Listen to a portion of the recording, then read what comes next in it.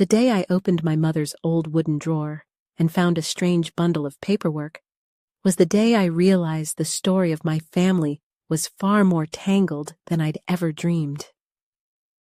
It began with the ghostly stamp of my own name running along the corner of a yellowed piece of paper. A paper that, in a single glance, made my breath snag in my throat.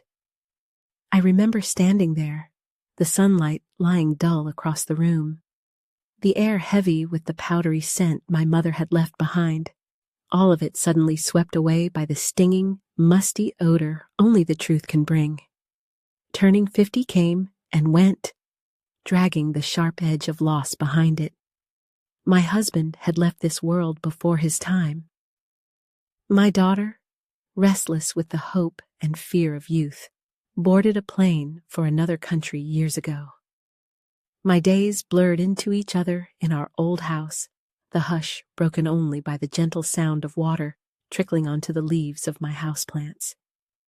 In that stillness, my mother was the last piece of home I had, the hearth left glowing while everything else cooled.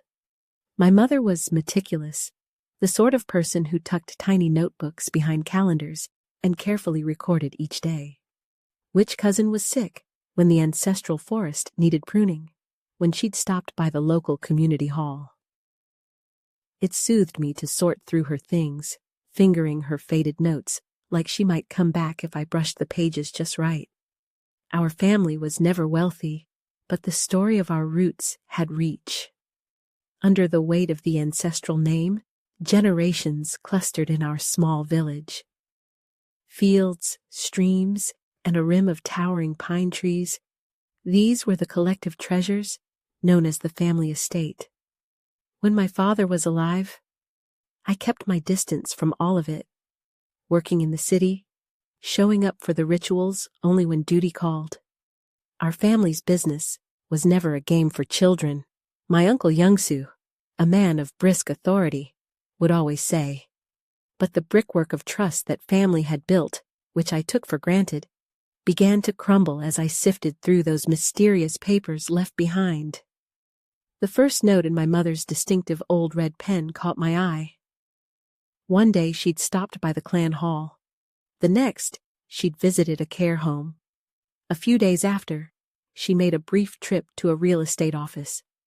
Numbers, amounts too large for comfort, were marked alongside internet exchange names I barely recognized, their unfamiliarity making my heart pound louder in my chest.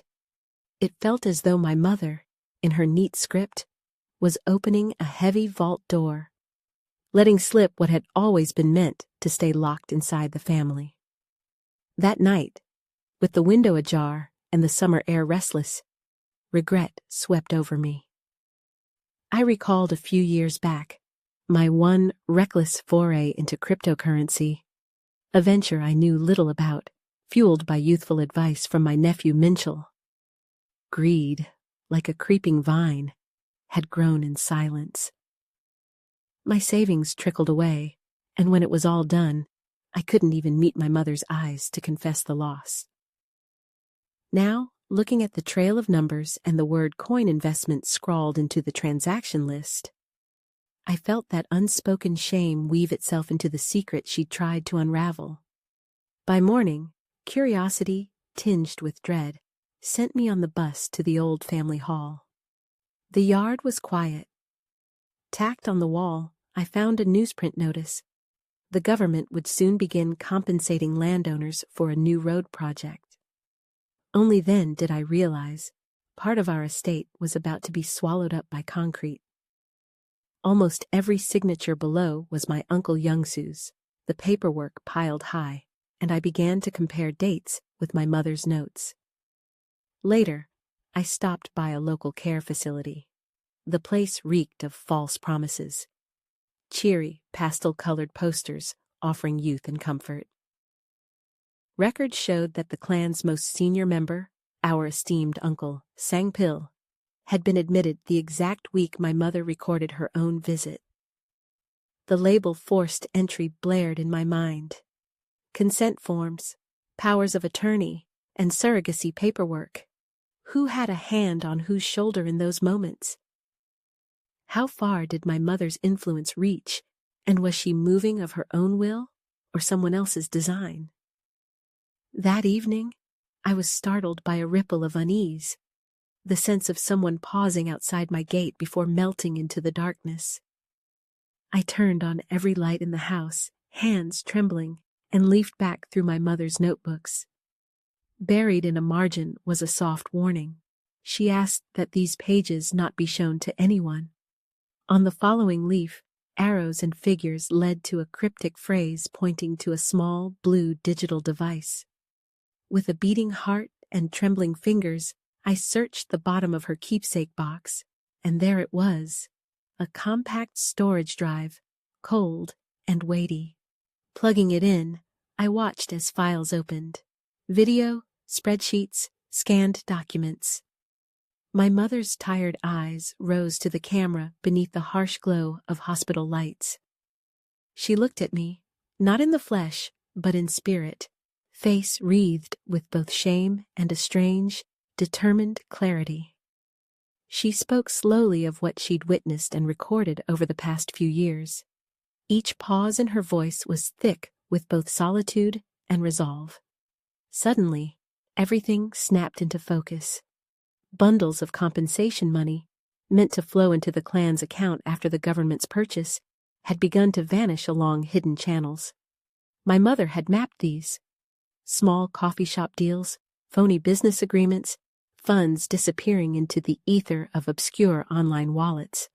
She sensed, in her words, the pulse of money laundering, but what she highlighted, above all, was how my name, her daughter, had been used as one of those channels. My hands went cold. The shock worsened as more evidence unfolded.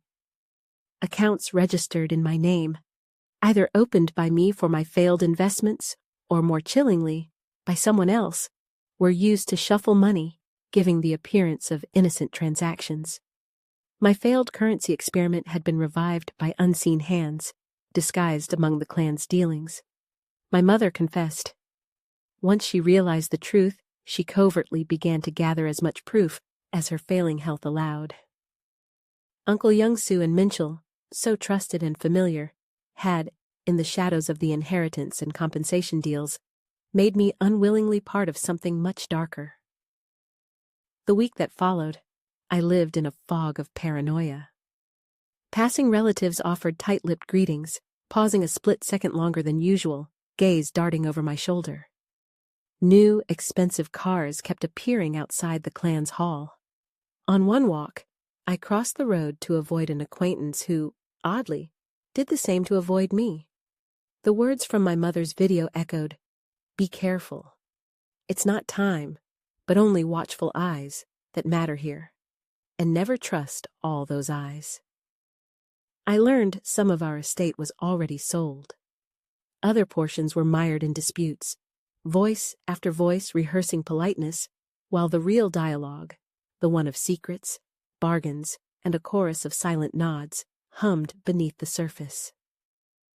The villagers never expected me, city-bred and mostly absent, to get involved. I felt the invisible wall push against me. Stay quiet. Let the men handle what you do not understand. But my mother's final gesture haunted me. A photograph embedded deep in her files. There sat Uncle Sangpil, frail and solitary in his wheelchair in the care home corridor, a shadow of an arm draped with a file folder beside him, just out of the camera's view. A strange scent filled my nostrils as I handled the papers again. Not of ink, but of guilt too long hidden. My own name, 3 simple characters, pinned me in place. My mother's handwriting, usually so gentle, now felt as sharp as a blade.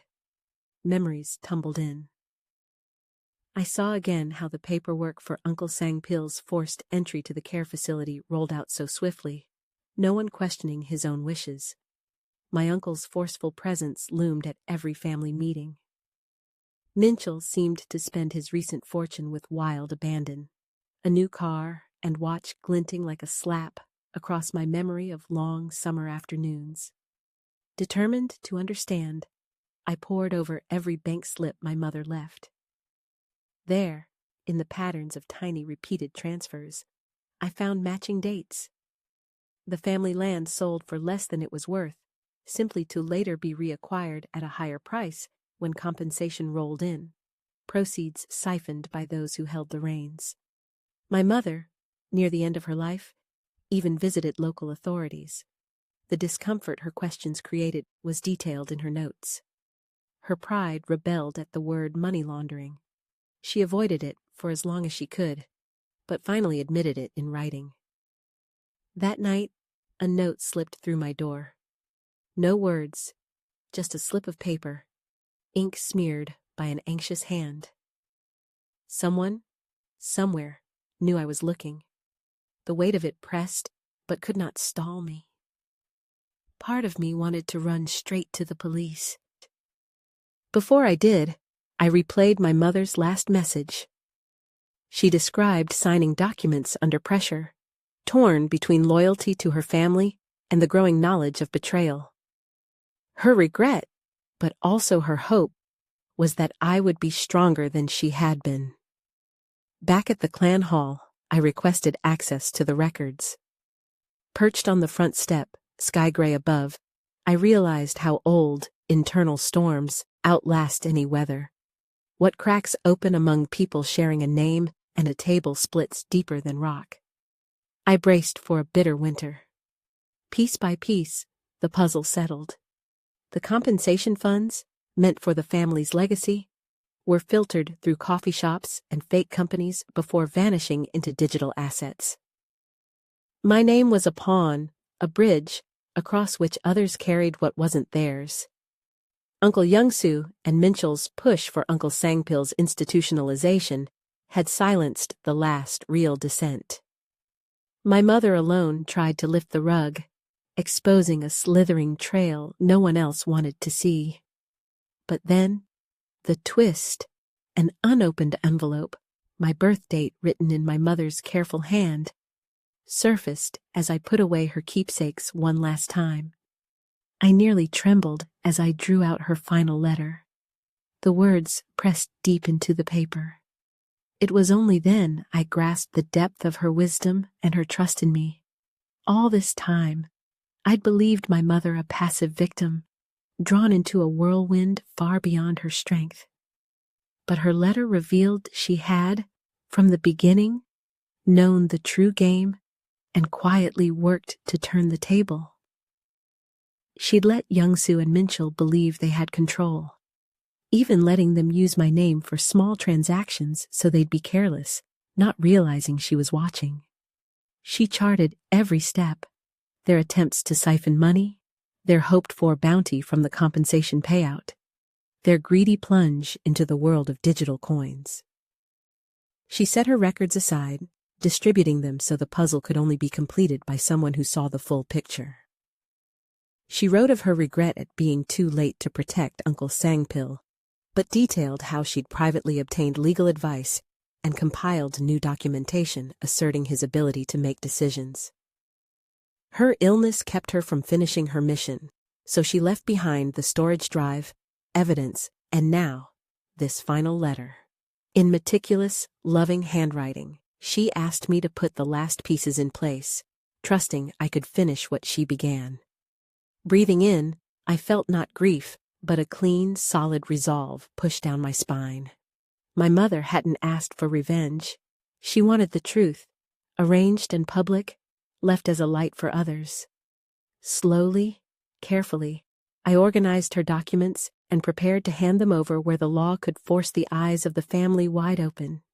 It took months, slower than the bulldozers chewing through our ancestral pine forest. But once the crack in the wall appeared, it widened with a will of its own. Youngsu and Minchel's composure faded in different ways. My uncle faced our community's questions in silence, while Minchel tried to recoup his loss with even riskier bets and sank further. At the next family meeting, I laid out my mother's work, her files, her photos, her records. Expected smiles faded. Truth, undeniable, drew hard lines under everything. Amid the unraveling, I cleaned out my room, No longer just winding up my mother's estate, but taking stock of my own life. Every souvenir, receipt, and regret I folded in with her handkerchiefs. Where once my name had been twisted for others' gain, I reclaimed it. That, I understood, was the inheritance she truly left me. On the last morning, I walked to the remains of the forest. The fence was half down, pine shadows falling over spent earth. I remembered my mother's soft smile in her video, light but unbroken, vanishing into static. I set my name and hers together in the heart of that memory. Riding home, I studied the lines crossing my hand. These, I thought, were not wrinkles of sadness, but of choice. My blunders, my lost coins, my unflinching gaze at the true faces beneath the cash, these too were lessons. Money never changes a person, only peels away the layers hiding their real selves. It was evening when I stepped in, golden light falling across the floor. By lamplight, I opened my mother's last notebook. On the final page, in letters firm and true, she wrote that what we need isn't courage in the face of fear, but patience in the face of doubt. So I share this story today and set one last question before all of you. When your name is all you have left, and the ties that bind family threaten to choke more than comfort, where will you choose to make your stand? And will you, as my mother did, leave behind a record not of defeat, but of resolve?